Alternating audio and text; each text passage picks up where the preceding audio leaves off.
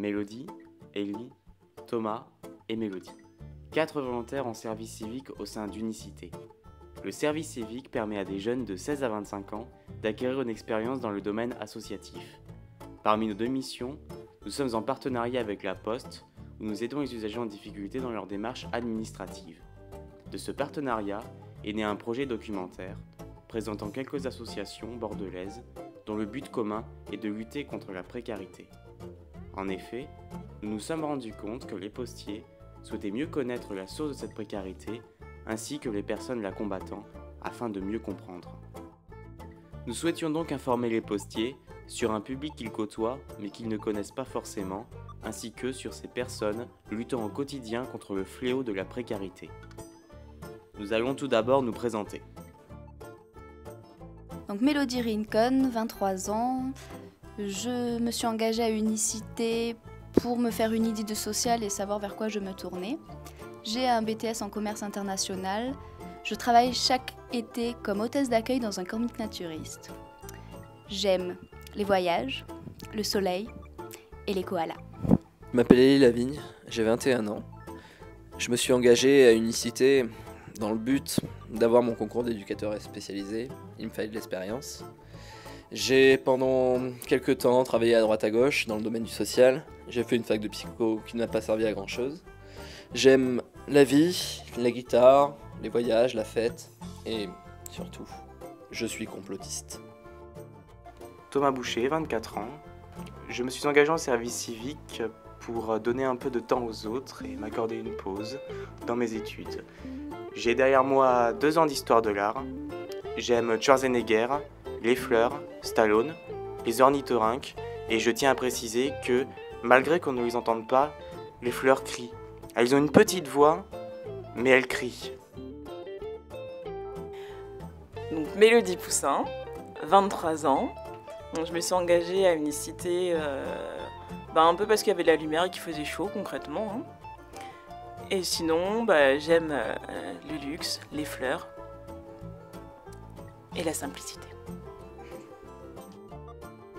Nous avons donc rencontré 6 associations, structures ou personnes œuvrant contre la précarité à Bordeaux.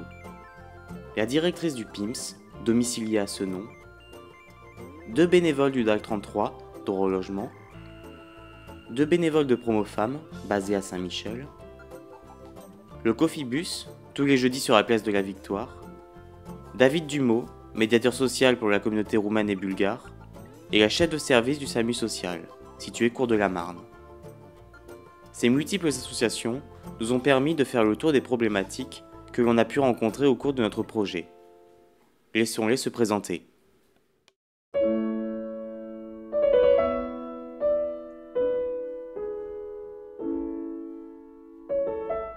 Je m'appelle David Dumeau, je suis médiateur social à la mairie de Bordeaux, au sein de la direction du développement social urbain, et je suis médiateur social auprès des familles roumaines et bulgares vivant en habitat précaire sur la commune de Bordeaux. Notre association a pour but d'aider les gens dans leur démarche quotidienne.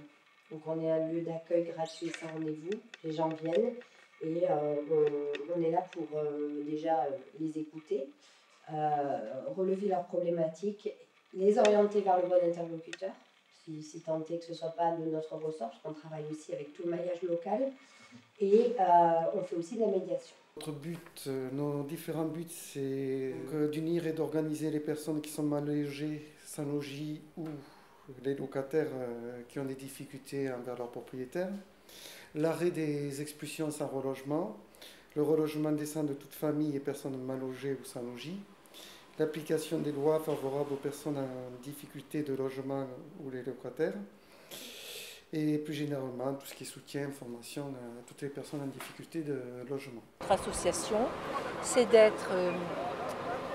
d'écouter, de faire du lien social.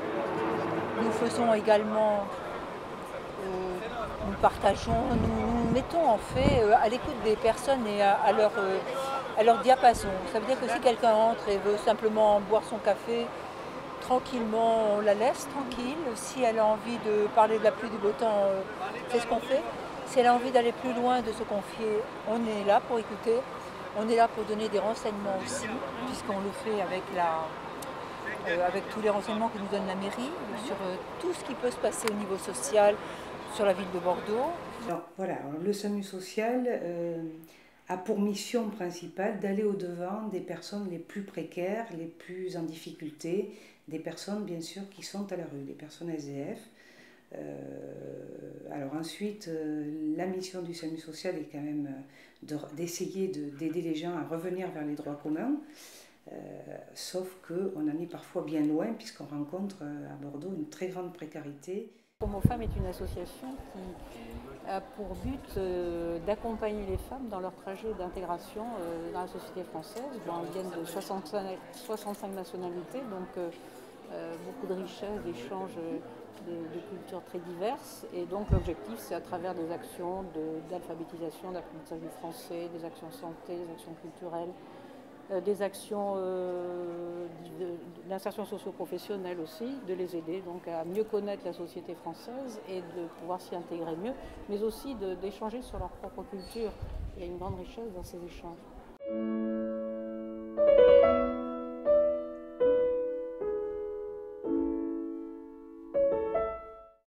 Alors, nous, on est ouvert à tout public, c'est-à-dire qu'on est sur ce nom, mais on peut avoir des personnes d'autres villes. On est ouvert vraiment à tout type de public. Maintenant, on se rend compte que c'est quand même les publics qui rencontrent des difficultés dans leur vie quotidienne qui viennent nous rencontrer. On rencontre des personnes précaires qui sont soit sans logement, donc qui sont à la rue dans des situations d'extrême urgence, soit des personnes qui ont des problèmes, par exemple des problèmes d'insalubrité, d'habitat indigne, ou qui ont des difficultés avec leurs propriétaires qui tentent de les expulser. En gros, c'est les 3 catégories de personnes qu'on peut rencontrer. Et on va dire que notre public est assez ciblé sur la grande précarité. Voilà, quand je parle de grande précarité, je parle de gens qui sont à la rue souvent depuis longtemps, très abîmés par de nombreuses choses, leurs conditions de vie à la rue, mais également les addictions, alcool, polytoxicomanie, etc. La majorité, c'est une population qui est en difficulté, souvent en rupture sociale, en rupture familiale, professionnelle. Ce sont des personnes qui parfois ont des addictions, des pathologies, quelquefois, des difficultés psychologiques, voilà. Ce n'est pas toute la population, mais ça peut arriver, bien sûr. Et ce sont des personnes qui aiment revenir ici. Pour ce qui est des SDF, ou des personnes en tout cas sans domicile fixe avec des pathologies psychiatriques, moi je trouve qu'en 15 ans d'exercice au SAMU social, ils sont de plus en plus nombreux. Alors ils sont de plus en plus nombreux, c'est vrai qu'on peut se poser la question, pourquoi? Est-ce que c'est une raison sociétale ou est-ce que c'est une raison, est-ce qu'on peut dire que ça viendrait par exemple de l'hôpital psychiatrique qui a fermé beaucoup de lits à un moment donné et qui fait qu'il y a beaucoup de personnes chroniques qui se sont retrouvées dehors avec des pathologies, continuent à errer à droite, à gauche.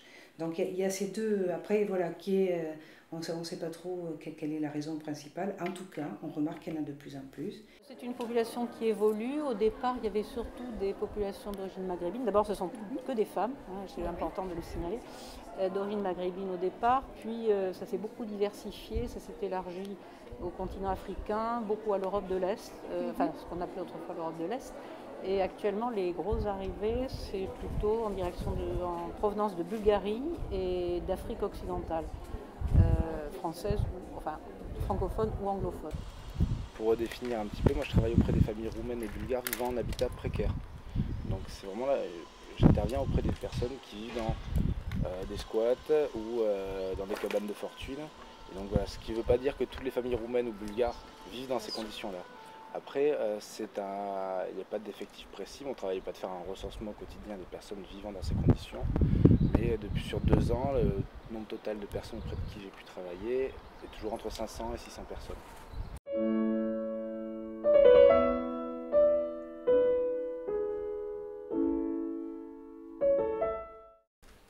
Il y en a de 2 types, je dirais. Il y a des barrières idéologiques, puisque on a des exemples nombreux de phrases de confrontation. Les gens sont très attachés à la propriété privée, et le mettre au-delà du droit au logement, même si il y a la propriété privée, puis il y a le droit au logement. Et puis en fait, la propriété privée, on a l'impression que c'est un gros bloc monolithique, alors qu'en fait, il y a plein de types de propriétés privées. Il y a celle qu'on utilise, et puis celle la propriété d'usage, et puis après, il y a la propriété dont on ne fait rien des fois.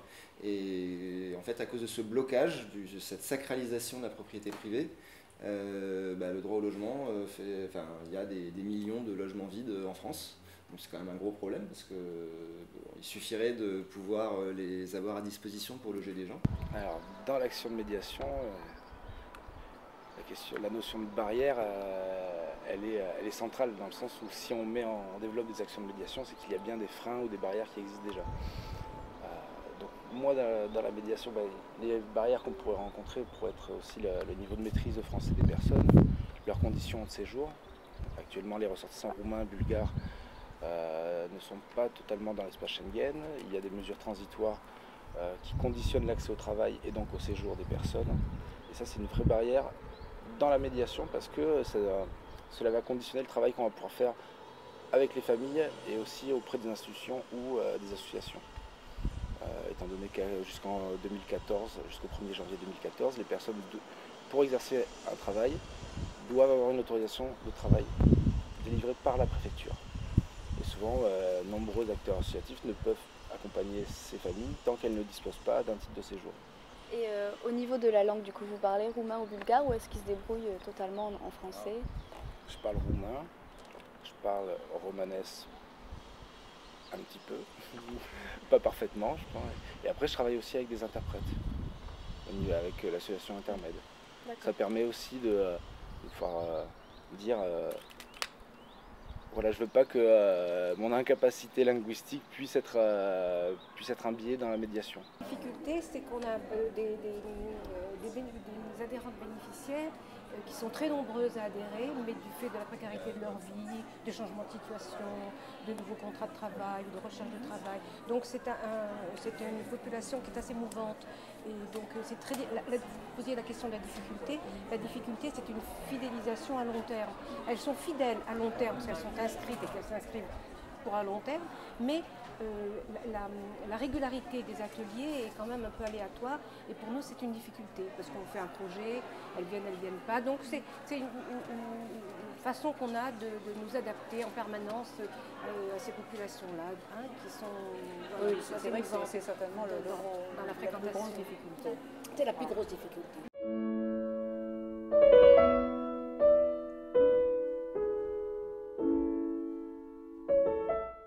Ressenti, c'est que les personnes ont de plus en plus de difficultés, mais sur tous les plans, quoi. C'est-à-dire à payer tout ce qui est fluide, énergie, tout ce qui est logement. Ils ont de plus en plus de difficultés. Enfin, les gens maintenant sont en train de réduire. Par exemple, on a certains qui nous disent qu'ils réduisent le nombre de douches par semaine pour éviter de consommer. Ils mettent plus de chauffage. Enfin, les gens rentrent dans des conditions très très dures. Et j'ai l'impression que l'écart, c'est-à-dire que je ne sais pas s'il y a beaucoup plus de précarité qu'avant, je n'ai pas de recul chiffré. Par contre, j'ai l'impression qu'elle est plus forte en tout cas pour ceux qui sont concernés. C'est de plus en plus difficile. Au premier temps, il y a vraiment pas un sentiment d'incompréhension, mais quelque chose, en tout cas, une forme de violence déjà qui est de dire on a le droit d'être ici sur le territoire, on n'a pas le droit de travailler. Donc si on n'a pas le droit de travailler, notre possibilité d'accéder à un logement stable et sain, elle est de fait réduite. Du fait aussi, et alors ce qui s'ensuit, c'est que du fait donc des conditions de précarité, on a des mécanismes stigmatisants qui se mettent en place pour la population. Vraiment, par moments, je suis quand même en colère après les dirigeants, après les personnes qui nous dirigent, parce qu'ils ne réalisent vraiment pas les douleurs, les souffrances. Et à notre époque, de voir des personnes sans abri, on ne devrait pas le voir. Le problème essentiel, ce serait plutôt des gens qui s'occupent des permanences administratives, vous en parlerez, c'est la question du logement, c'est la question du travail, avec la question des gardes d'enfants, parce qu'effectivement, ce sont souvent des familles avec des enfants, et pour trouver du travail, il faut avoir des lieux pour faire garder les enfants. Mais je pense que le premier problème, c'est le logement et peut-être aussi la santé. Et la santé. Mais bon, on essaie justement de les aiguiller vers les organismes qui peuvent les aider à trouver des solutions à ces problèmes. Je vous ai un peu répondu quand j'ai dit qu'il y avait de plus en plus d'SDF, de plus en plus d'extrémités en âge, de jeunes et de personnes âgées, je trouve, ces dernières années. Il y a également peut-être de plus en plus de femmes. Après peut-être de plus en plus de violence aussi. De violence surtout par rapport à il y a des années en arrière, entre les gens, entre les SDF eux-mêmes. Ils se volent plus, avant il y avait quand même une espèce de... Ils s'entraidaient, de solidarité. Et maintenant on a l'impression que c'est plus... c'est pas de la solidarité, c'est plutôt du vol. Enfin, ils s'entrevolent, ils se battent, ils profitent de l'autre quand ils dort pour aller lui piquer des trucs. Enfin, ça devient quand même compliqué. Donc il y a quand même cette violence-là qui est présente, du fait, je pense, d'une insécurité de plus en plus importante aussi des personnes SDF, qui à mon sens aussi, ne trouvent déjà pas leur place dans la société parce qu'elles sont sans domicile fixe et ont déjà eu des soucis avec les problèmes de place, comment se positionner, etc. Mais aussi qui, même SDF, ne trouvent plus de place dans la rue, parfois pour se poser.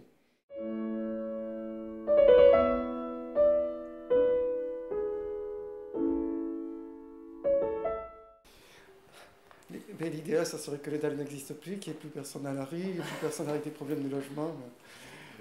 Notre objectif, c'est de disparaître. Après, on a des projets de grandir, d'être plus nombreux à se battre pour ce problème qui est quand même un des problèmes majeurs en France, le problème de logement. Que ce soit les personnes à la rue ou que ce soit les locataires essentiellement. Donc d'être plus nombreux et de faire plus poids sur nos actions. Les projets, c'est de continuer et d'aider encore davantage et de comprendre davantage les personnes. Voilà, se donner à fond. Voilà. C'est notre désir. Voilà. Et notre but, c'est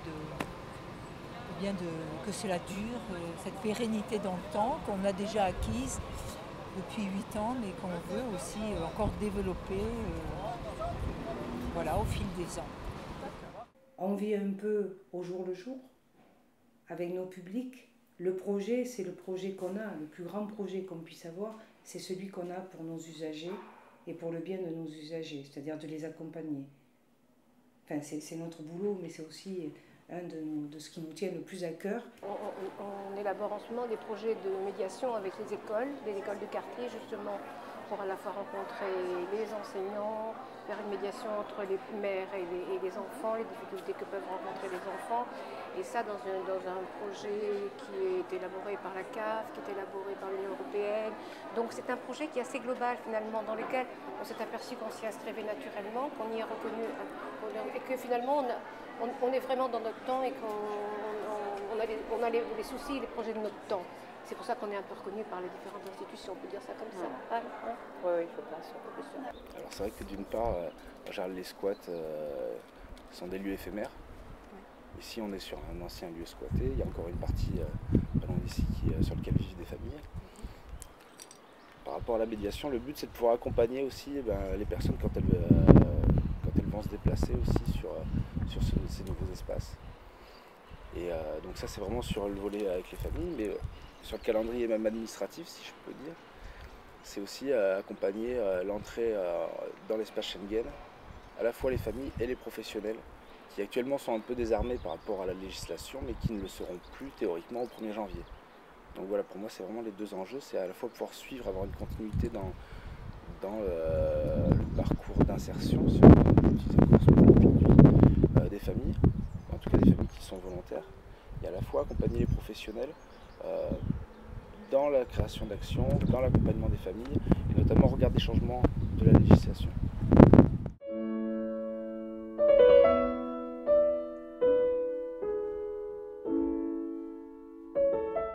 Je pense que ça vient de tout un fonctionnement économique. Malheureusement, je pense qu'on rentre, enfin depuis longtemps, on est dans une ère où on devient de plus en plus individualiste parce que c'est compliqué pour tout le monde, même ceux qui ne sont pas en précarité. Ça devient difficile, la vie quotidienne devient compliquée pour tout le monde. Maintenant, je ne sais pas, peut-être impulser plus de règles de civisme déjà, peut-être être moins individualiste. Alors c'est très... voilà, hein, c'est du grand rêve, mais je pense que c'est ça. Ce serait qu'il y ait un peu plus d'entraide déjà. Voilà. Après, j'ai pas de solution spécifique. Moi, j'ai cette structure-là qui fonctionne, que j'espère développer, que j'espère... voilà, on essaie d'être à la portée des gens, quoi. Déjà, dans un premier temps, que l'État respecte ses lois. Ce serait quand même déjà pas mal. Donc, il y a une partie respect des lois existantes, il y a une partie application des lois possibles. Donc, par exemple, les lois de réquisition, enfin, ce qui permet de réquisitionner pour les plus pauvres. Déjà, ces deux, ce serait bien. Nous, ça nous ôterait une fière chandelle du pied, quoi. Parce que... Voilà, mais après, oui, mais c'est la véritable application de la loi PLU qui dit qu'il faut 25% de logements sociaux. C'est pas appliqué dans toutes les villes. Donc, mais bon, là, on va dire c'est la construction.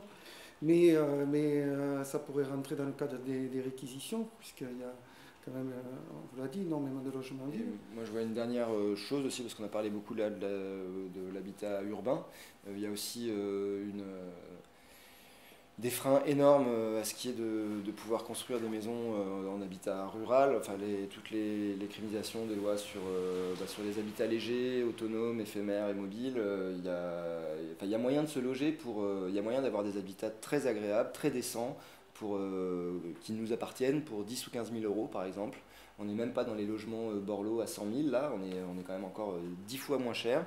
Et c'est l'aspect législatif qui pêche, quoi. C'est de rajouter des normes. Alors, une fois de plus, toujours sous prétexte, enfin quasiment toujours sous prétexte environnemental, mais en fait énormément pour favoriser les lobbies du bâtiment, les lobbies de l'eau.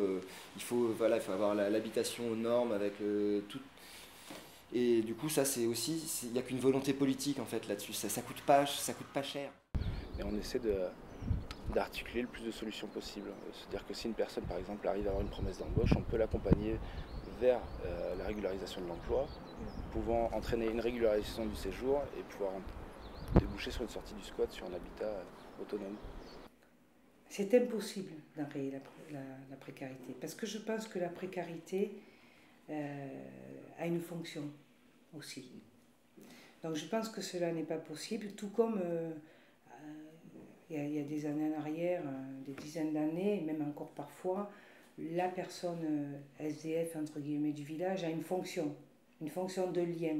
Je ne sais pas si vous avez déjà vu ça dans des villages, il y a une personne, on peut appeler ça l'idiot du village, enfin, il y avait tout un tas de... Souvent, il a une fonction, il est là, mais il a une fonction. C'est-à-dire que les gens vont lui porter à manger, vont faire des choses, et en fait, il a quand même une fonction auprès de toutes les personnes autour. Après, enrayer la précarité, non, j'y crois pas. Je ne crois pas que tout soit beau, tout soit rayonnant et que... Non, je pense que malheureusement, il y aura toujours la précarité. Par contre, c'est notre prise en charge qui peut changer. Notre prise en charge, le fait qu'il y ait des structures adaptées, etc. Parce que pour moi, les personnes, enfin en tout cas les plus précaires, les SDF, ont souvent des incapacités. Elles sont handicapées. Je pense que ce sont des personnes handicapées par la vie. Et je pense que s'il n'y a pas de structure adaptée, et ces personnes-là, vu la conjoncture de notre société actuelle, je pense que ça ne va pas s'arranger.